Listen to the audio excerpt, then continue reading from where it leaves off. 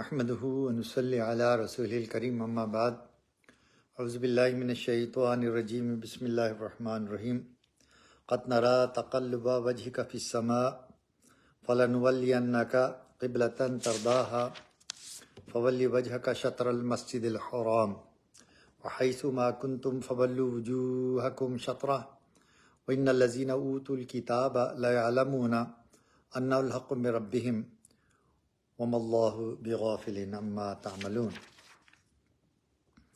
بے شک ہم دیکھتے ہیں بار بار اٹھنا تیرے منہ کا آسمان کی طرف، سو البتہ پھیریں گے ہم تجھ کو جس قبلے کی طرف تو راضی ہے۔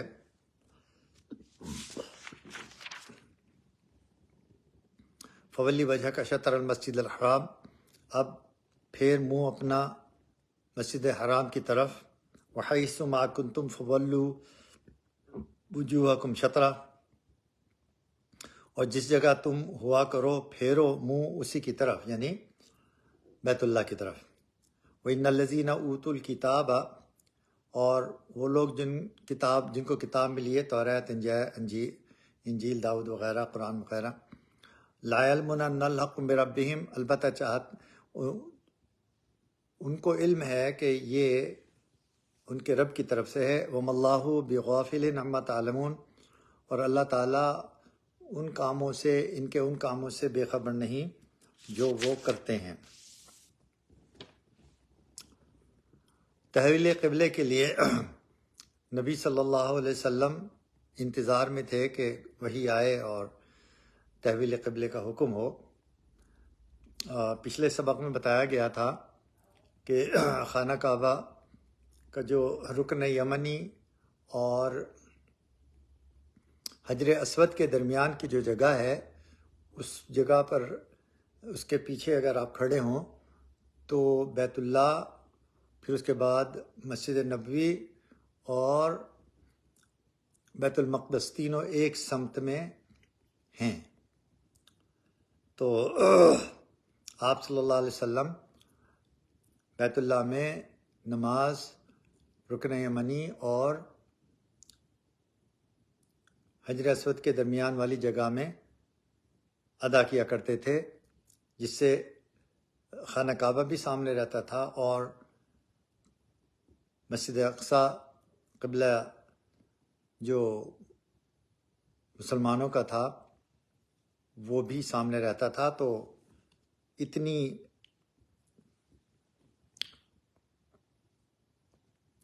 تشنگی نہیں تھی۔ جب مدینہ منورہ تشریف لے گئے تو وہاں پھر کعبہ جو تھا وہ نارتھ کی طرف تھا اور مسجد اقصی جو تھی وہ ساؤتھ کی طرف تھی، تو پشت آپ کی بیت اللہ کی طرف ہوتی تھی اور منہ آپ کا بیت المقدس کی طرف ہوتا تھا۔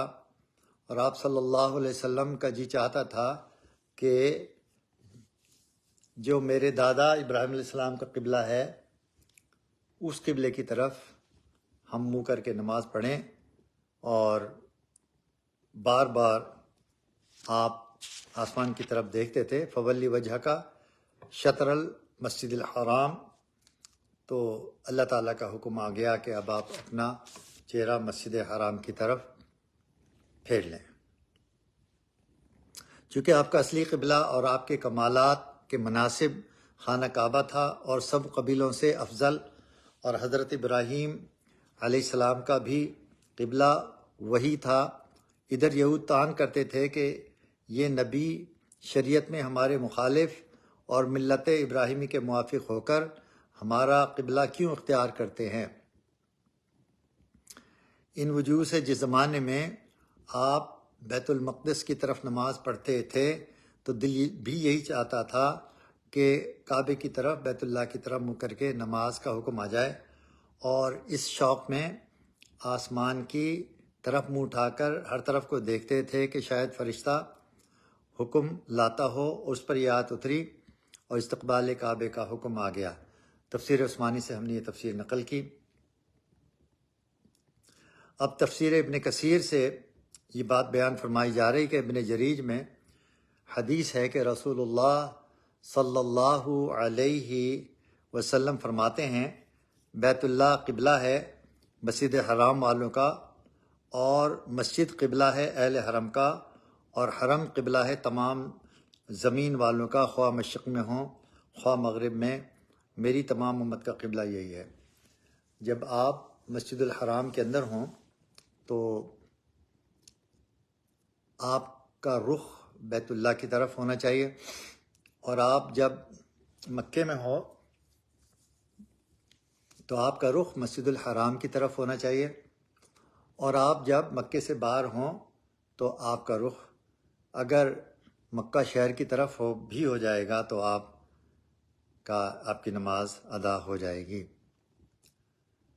یہ دونوں جو کندھے ہیں ان کی سمت کعبے کی طرف ہونی چاہیے، اور علماء نے یہ لکھا ہے کہ اگر آپ 45 ڈگری تک بھی اگر آپ مڑ جائیں تو بھی ایک کندھا آپ کا کعبے کی طرف رہے گا، لیکن اگر اس سے زیادہ اگر آپ مڑیں گے تو پھر آپ کی پشت یعنی آپ کے کندھے کی پشت ہوگی، جس سے آپ کی نماز نہیں ہوگی۔ تو اس لیے 45 ڈگری تک اگر کعبے کا رخ مختلف ہو جائے تو آپ قبلے کی سمت میں ہوں گے۔ ان آیات کا شان نزول بیان کیا جاتا ہے کہ مدینہ منورہ میں جب حضور صلی اللہ علیہ وسلم تشریف رکھتے تھے تو یہودی کہا کرتے تھے کہ محمد دین میں تو ہماری مخالف کرتے ہیں مگر اتباع ہمارے قبلے کا ہی کرتے ہیں، اس لیے آپ چاہتے تھے کہ بیت اللہ قبلہ ہو جائے۔ چنانچہ حضور صلی اللہ علیہ وسلم نے حضرت جبریل علیہ السلام سے اپنی یہ تمنا ظاہر کی کہ بیت اللہ چونکہ میرے باپ ابراہیم علیہ السلام کا قبلہ ہے، اس لیے میری خواہش ہے کہ اللہ تعالیٰ اسے قبلہ بنا دے۔ جبریل علیہ السلام نے عرض کیا کہ میں مثل آپ کے بندہ ہوں، اور آپ اللہ تعالیٰ کے نزدیک مجھ سے زیادہ بزرگ اور مقرب ہیں، آپ خود اللہ تعالیٰ سے دعا کیجئے۔ رسول اللہ صلی اللہ علیہ وسلم نے دعا کی اور اکثر اللہ کے حکم کے انتظار میں آسمان کی طرف دیکھتے رہتے۔ آخر کار اللہ تعالیٰ نے آپ کی دعا قبول فرمائی، اور قد نرا تقلب وجهك في السماء فلنولینک قبلۃ ترضاها الی الآخر، یہ آیت نازل ہوئی۔ ترمذی نے ابو ہریرہ رضی اللہ عنہ سے روایت کیا ہے کہ رسول اللہ صلی اللہ علیہ وسلم نے فرمایا کہ مابین مشرق اور مغرب کے قبلہ ہے۔ اس حدیث سے صاف معلوم ہوتا ہے کہ دور والوں کے لیے قبلہ جہت کعبہ ہے۔ چنانچہ اہل ہند کا قبلہ 2 مغربوں کے درمیان ہے، اور وہ دونوں مغرب راس جدی کی مغرب ہے۔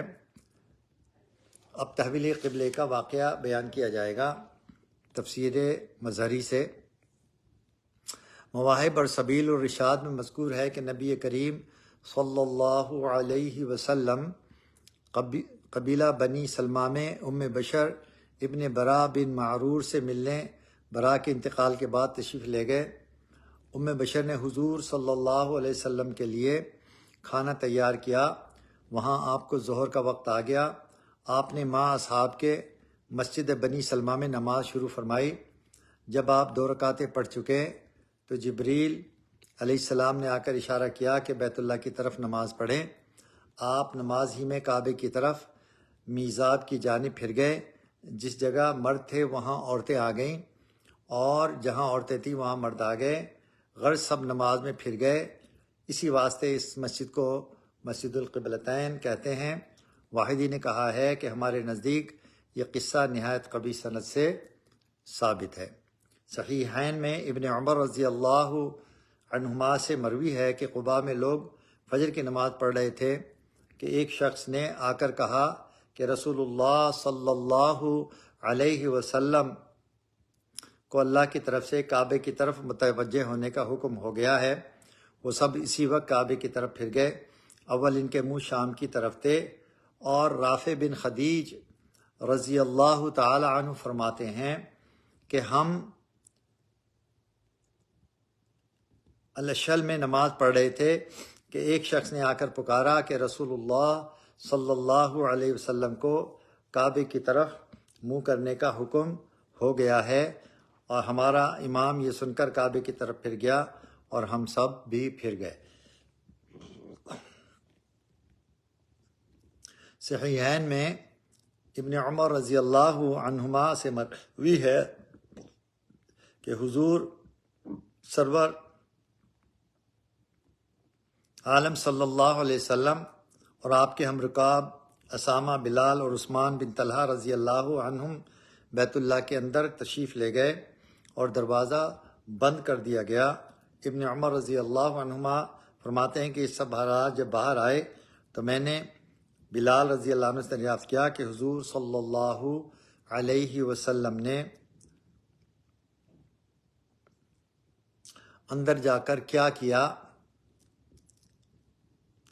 بلال رضی اللہ عنہ نے کہا کہ کعبہ کے 2 ستون اپنے بائیں جانب چھوڑے اور 1 ستون دائیں جانب اور 3 ستون پیچھے، پھر نماز پڑھی۔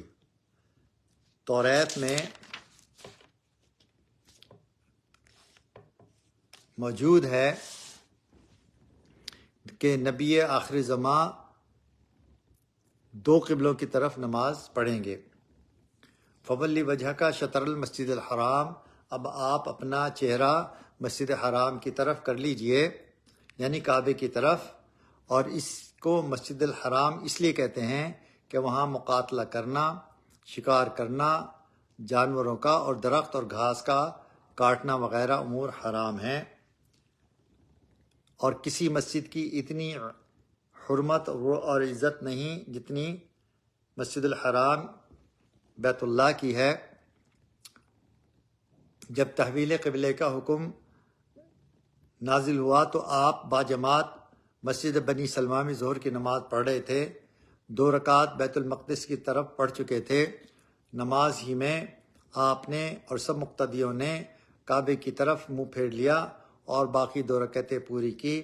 اس مسجد کا نام القبلتین اور ذو قبلتین ہو گیا، یعنی 2 قبلے والی۔ وہ لوگ جو عمرہ اور حج کے لیے جاتے ہیں انہوں نے مسجد قبلتین میں نماز ضرور ادا کی ہوگی، اور جب وہ اب کعبے کی طرف منہ کرتے ہیں تو ان کی پشت جو ہے وہ بیت المقدس کی طرف ہوتی ہے، اور تقریباً 16-17 مہینے جب ہجرت کی نبی صلی اللہ علیہ وسلم نے تو آپ کی پشت بیت اللہ کی طرف ہوتی تھی اور آپ کا چہرہ مبارک بیت المقدس کی طرف ہوتا تھا، اور یہودی یہ طعنے دیتے تھے کہ ہمارے مذہب کی مخالفت تو کرتے ہیں لیکن ہمارے قبلے کی طرف ہو کر کے نماز پڑھتے ہیں۔ آپ کا جی چاہتا تھا کہ آپ اپنے دادا ابراہیم علیہ السلام کے قبلے کی طرف منہ کر کے نماز پڑھیں، اور اس آیت میں اس کا حکم دے دیا گیا۔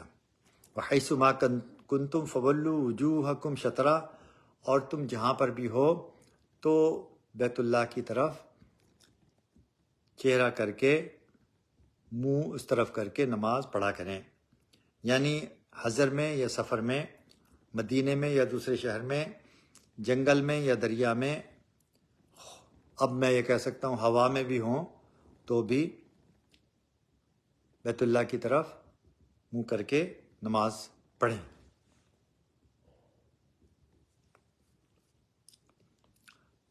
سعودی عرب کی جو ایئر لائن ہے سعودیہ، اس کے ہر جہاز میں جو انٹرنیشنل جہاز ہیں ان میں مصلی کی جگہ بنائی گئی ہے، تقریباً 6 سیٹیں نکال دی گئی ہیں اور وہاں پر نماز پڑھتے ہیں۔ تو غیر مسلم ہندوؤں کا یہ جو اعتراض ہم پر ہے کہ ہم خانہ کعبہ کی پوجا کرتے ہیں، تو ہمارا جواب یہ ہے کہ ہم خانہ کعبہ کی پوجا نہیں کرتے بلکہ خانہ کعبہ کی طرف منہ کرتے ہیں تاکہ مسلمانوں میں یکجہتی پیدا ہو۔ اگر ہم خانہ کعبہ کی پوجا کرتے ہوتے تو خانہ کعبہ سے اوپر جو جہاز ہوتا ہے 40,000 فٹ اوپر ہوتا ہے، وہاں سے ہماری نماز کیسے ہوتی؟ خانہ کعبہ تو بہت نیچے ہے، کوئی بھی اپنے خدا سے اوپر نہیں ہوتا، نعوذ باللہ۔ خانہ کعبہ ہمارا خدا نہیں ہیں، یہ پتھر ہمارے خدا نہیں ہیں. ہمارا خدا تو وہ خدا لازوال ہے جو ہمیشہ سے ہے، ہمیشہ رہے گا، جس کے خزانوں میں کوئی کمی نہیں آتی اور جس کے وعدوں میں کوئی خلافی نہیں ہوتی. وَإِنَّ الَّذِينَ، یہ معرفت القرآن میں ڈگری کا جو، کیونکہ معرفت القرآن جو مفتی شفیع صاحب کی ہے اس میں مسائل زیادہ ہیں، اور معرفت القرآن جو مولانا ادریس کاندل کی ہے اس میں تصوف زیادہ ہے. تو یہ جو میں نے ڈگریز کا بتایا پہلے کہ 45 ڈگری تک، 48 ڈگری تک اگر آپ دیکھیں نا یوں مڑیں تو جب تک ایک کندھا بھی آپ کا جو ہے وہ مکہ شہر کی طرف ہوگا اس وقت تک آپ کی نماز ہو جائے گی. وَإِنَّ الَّذِينَ أُوتُوا الْكِتَابَ لَيَعْلَمُونَ أَنَّهُ الْحَقُّ مِنْ رَبِّهِمْ وَمَا اللَّهُ بِغَافِلٍ عَمَّا تَعْمَلُونَ. اور جو اہل کتاب ہیں ان کو علم ہے اس بات کا کہ یہ تحویل کعبہ کا حکم اللہ کی طرف سے ہے، کیونکہ توریت میں یہ بات درج تھی کہ یہ نبی آخر الزماں 2 قبلوں کی طرف منہ کر کے نماز پڑھیں گے، اور اللہ تعالیٰ جو ہے ان کاموں سے بے خبر نہیں جو آپ لوگ کرتے ہیں.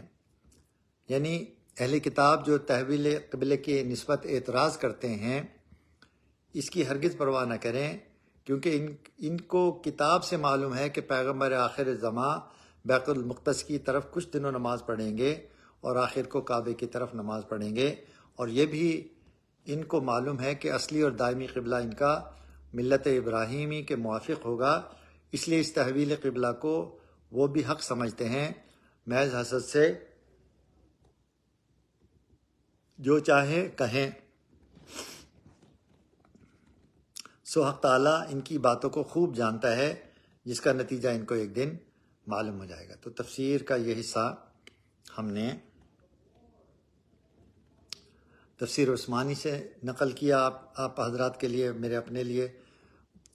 وَلَئِنْ أَتَيْتَ الَّذِينَ أُوتُوا الْكِتَابَ بِكُلِّ آيَةٍ مَا تَبِعُوا قِبْلَتَكَ وَمَا أَنْتَ بِتَابِعٍ قِبْلَتَهُمْ وَمَا بَعْضُهُمْ بِتَابِعٍ قِبْلَةَ بَعْضٍ وَلَئِنِ اتَّبَعْتَ أَهْوَاءَهُمْ مِنْ بَعْدِ مَا جَاءَكَ مِنَ الْعِلْمِ إِنَّكَ إِذًا لَّمِنَ الظَّالِمِينَ.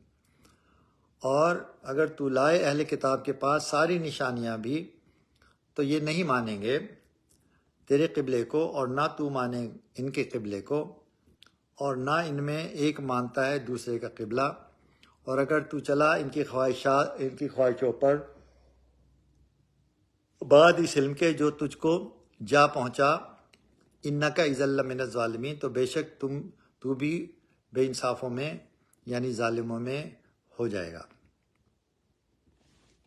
اب قیامت تک قبلہ جو ہے وہ بیت اللہ ہی رہے گا. یعنی جب یہ بات ہے کہ اہل کتاب استقبال کعبہ کو حق جان کر بوجائے حسد و عناد حق پوشی کرتے ہیں، تو ان سے اپنے قبلے کی موافقت کی ہرگز توقع مت رکھو. وہ تو ایسے متعصب ہیں کہ اگر ان کو تمام نشانیاں جو ممکن الوقوع ہیں دکھلا دو، جب بھی وہ تمہارے قبلے کو ماننے کو نہیں مانیں گے، تیار نہیں ہیں. وہ تو اس حوث میں ہیں کہ کسی طرح تم کو اپنے تابع بنا لیں. اس وجہ سے کہا کرتے تھے کہ ہمارے قبلے پر قائم رہتے تو ہم سمجھتے کہ تم نبی موعود ہو، کہ شاید پھر ہمارے قبلے کی طرف رجوع کر لیں. سو یہ ان کا خیال باطل اور طمع خام ہے. تم کسی وقت بھی ان کے قبلے کا اتباع نہیں کر سکتے. اب استقبال کعبے کا حکم قیامت تک منسوخ نہیں ہو سکتا، اور دوسروں کے تابع بنانے کے ارادہ تو بعد میں کریں. پہلے اہل کتاب تو آپس میں دوبارہ امر قبلہ پر موافق ہو جائے. یہود کا قبلہ صخرہ بیت المقدس ہے، اور نصارے کا قبلہ بیت المقدس کی شرقی جانب ہے، جہاں حضرت عیسیٰ علیہ السلام کا نفخ روح ہوا تھا. جب وہ ہی باہم موافق نہیں ہو سکتے تو پھر مسلمانوں سے اس مطابقت کی توقع کرنی محض حماقت ہے. تو تفسیر کا یہ حصہ تفسیر عثمانی سے لیا گیا تھا. وَلَئِنِ اتَّبَعْتَ أَهْوَاءَهُم مِّن بَعْدِ مَا جَاءَكَ مِنَ الْعِلْمِ إِنَّكَ إِذًا لَّمِنَ الظَّالِمِينَ. اگر آپ ان کی خواہشوں کی اتباع کریں گے بعد اس کے کہ آپ کو علم پہنچا دیا گیا اللہ تعالیٰ کی جانب سے، تو آپ بھی ظالموں میں ہو جائیں گے، بے انصافوں میں ہو جائیں گے. یعنی ان دلائل سے قطع نظر کر کے تھوڑی دیر کے لیے اگر مان بھی لے جائے کہ آپ نعوذ باللہ اہل کتاب کے قبلے کی مطابقت نزول وحی اور علم یقین کے خلاف کر بھی لیں، تو اس تقدیر محال پر بے شک آپ بھی بے انصافوں میں شمار ہوں، اور نبی سے یہ امر شنی کسی طرح ممکن نہیں. تو معلوم ہو گیا کہ قبلہ اہل کتاب کی مطابقت آپ سے ہرگز ممکن نہیں، کہ سراسر علم کے خلاف، یعنی جہالت اور گمراہی ہے. رسول اللہ صلی اللہ علیہ وسلم کو باوجود حبیب ہونے کے یہ خطاب فرمایا، تو اس سے اوروں کو نہایت بلیغ دھمکی ہو گئی. جیسے کوئی حاکم اپنی رعایا کی سنانے کے لیے کسی اپنے مطیع فرما بردار سے کہے کہ دیکھو اگر تم بھی ایسا کرو گے تو سزا پاؤ گے. یہ تفسیر کا حصہ ہم نے تفسیر مظہری سے لیا. تو آج آیت نمبر 145 کی تلاوت، ترجمہ اور اس کی تفسیر بیان ہو گئی.